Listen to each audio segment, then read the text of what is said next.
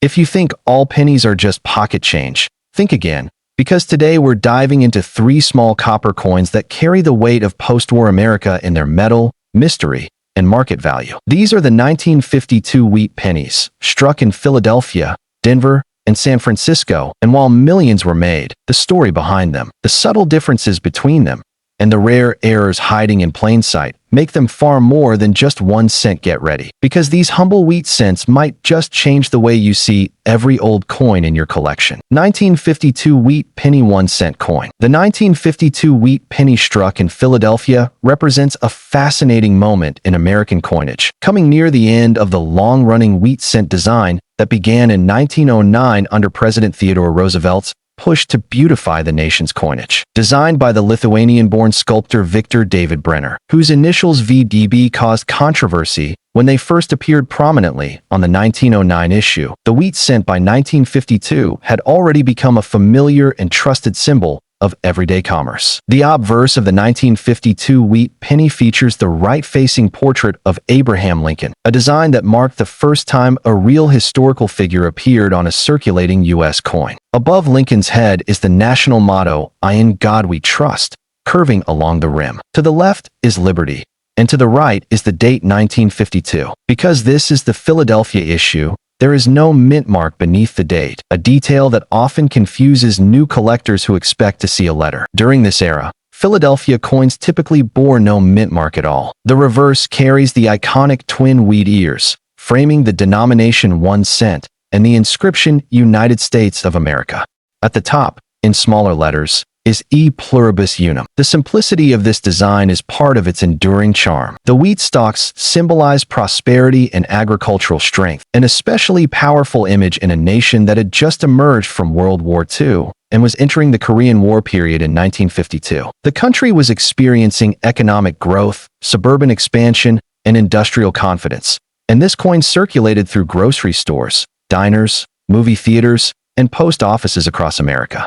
In terms of composition, the 1952 wheat penny is struck in the standard bronze alloy used since 1909, consisting of 95% copper and 5% tin and zinc. This gives the coin its rich reddish tone when freshly minted. Over time, exposure to air and handling causes the surface to darken, producing brown and red-brown varieties that collectors classify as RD, RB, or BN. That color designation has a significant impact on value, especially in higher grades. The mintage for the 1952 Philadelphia wheat penny was substantial, with over 186 million pieces struck. This high mintage means the coin is common in circulated grades. In worn condition, examples are typically valued at only a few cents above face value. However, condition is everything in numismatics. In uncirculated grades, particularly those certified as Mint State 65 red or higher by grading services like PCGS or NGC, the coin's value can climb significantly, sometimes reaching into the hundreds of dollars for superbly preserved specimens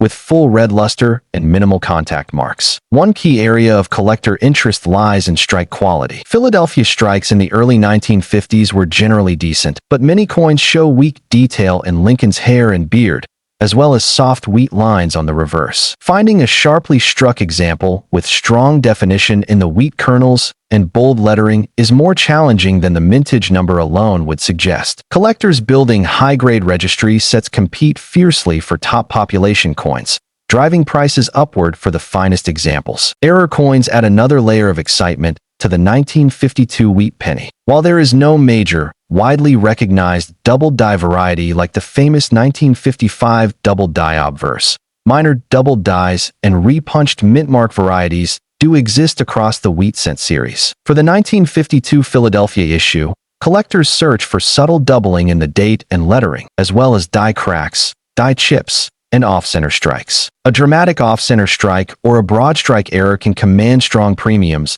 depending on visual appeal and degree of error. Even small die breaks, sometimes called cuds when they involve the rim, attract niche collectors who specialize in die states. Another point of interest is the quality of planchets. Occasionally, 1952 cents are found with lamination errors, where the metal splits or peels due to impurities in the alloy. These errors can create striking visual effects and are highly collectible when the damage clearly occurred during the minting process rather than after circulation. The market value for the 1952 wheat penny is highly grade dependent.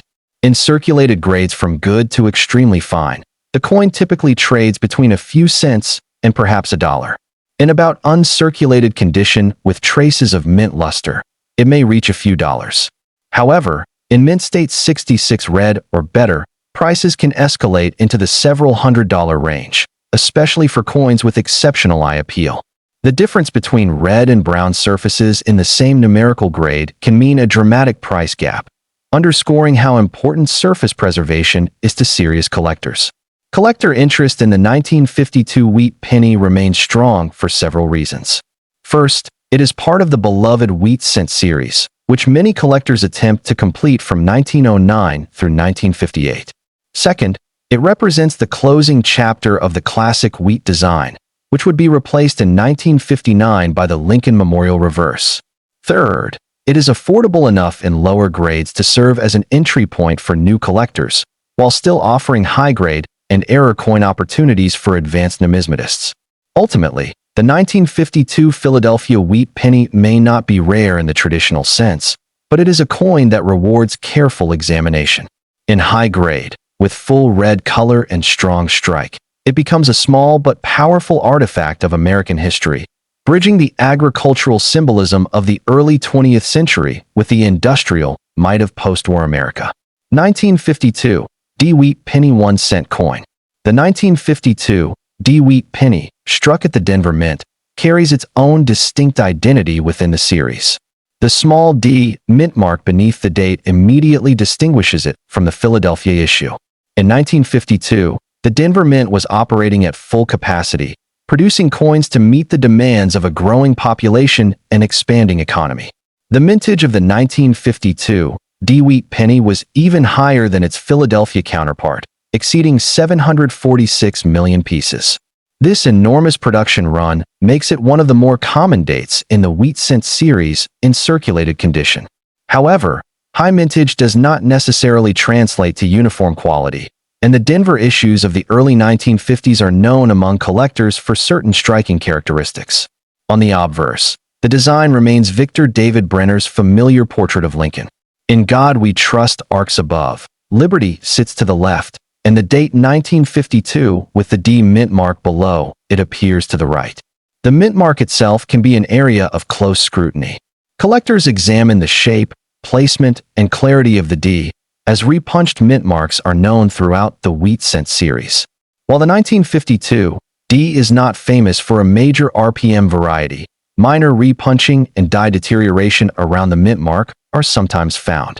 The reverse, with its twin wheat stalks, often shows softer detail on Denver strikes from this period. Many 1952 D cents exhibit weakly defined wheat lines and less crisp lettering compared to the sharpest Philadelphia coins. This makes fully struck examples particularly desirable in higher grades. Collectors often pay a premium for coins that show strong separation in the wheat kernels and bold definition in the lettering of 1 cent.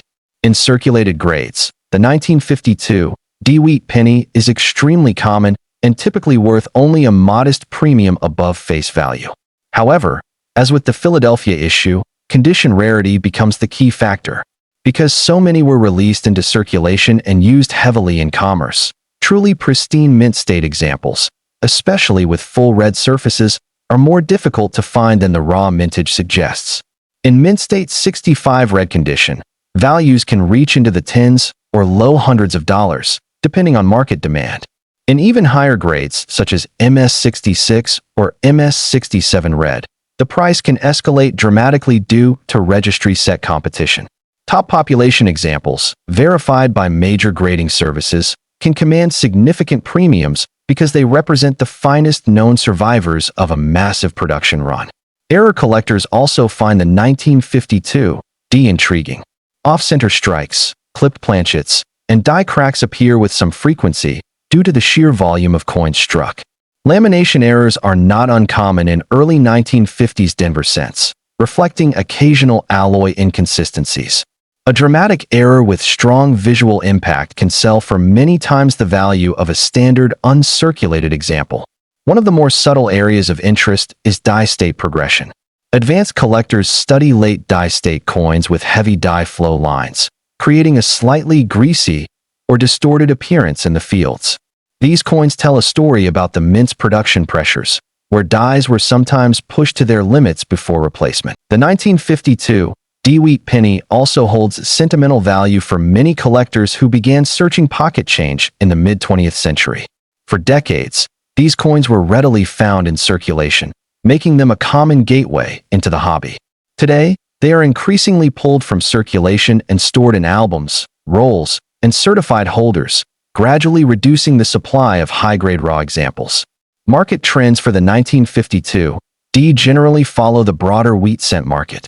Copper prices can influence the baseline value of circulated coins, but numismatic value is driven by grade, color, and eye appeal.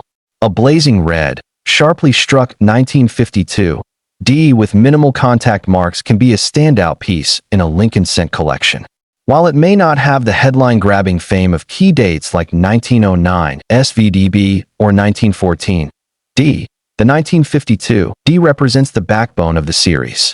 It demonstrates how even common-date coins can become condition rarities and how careful selection can transform an ordinary cent into a prized collectible. 1952 Wheat Penny 1 cent coin. The 1952 Wheat Penny, struck at the San Francisco Mint, is often regarded as the most condition-sensitive of the three 1952 issues. Bearing the small S mint mark beneath the date, this coin comes from a facility with a storied history dating back to the California Gold Rush. The mintage for the 1952 was approximately 137 million pieces, significantly lower than the Denver issue, but still substantial.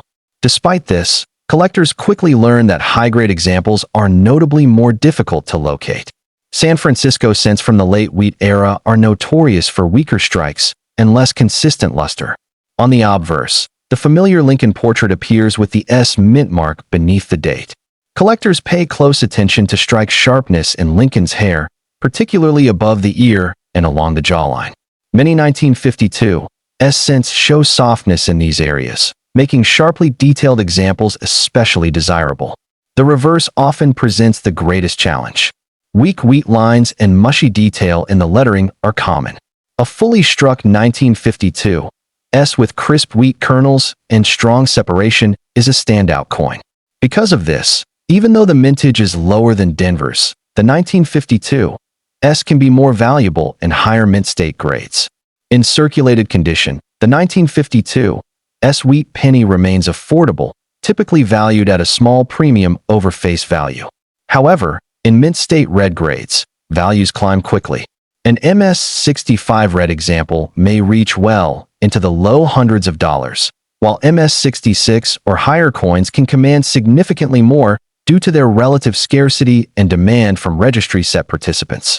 Error varieties on the 1952 include minor double dies and die cracks, as well as occasional off-center strikes and lamination errors.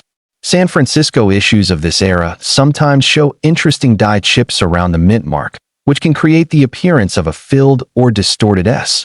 Collectors specializing in mint mark varieties often examine these coins under magnification, searching for subtle distinctions. Another compelling aspect of the 1952 is its position near the end of the wheat cent era. Just 6 years later, in 1958, the wheat reverse would be retired. By 1952, the design had become a nostalgic fixture of American life. These coins jingled in the pockets of factory workers, school children, and soldiers returning from Korea. They passed through soda fountains, newsstands, and corner stores, quietly witnessing the transformation of mid-century America. Today, collector interest in the 1952 centers heavily on quality. Because many were poorly struck or heavily circulated, finding a gem-quality example is a challenge that excites advanced collectors. The coin offers a perfect case study in the difference between mintage and survivability. While millions were made, far fewer survive in pristine condition with full red color and strong strike. As the Wheat Cent series continues to captivate collectors around the world, the 1952 S stands as a reminder that even late-date coins can hold surprises. In top condition, it becomes not just a common cent, but a scarce and competitive piece of numismatic history.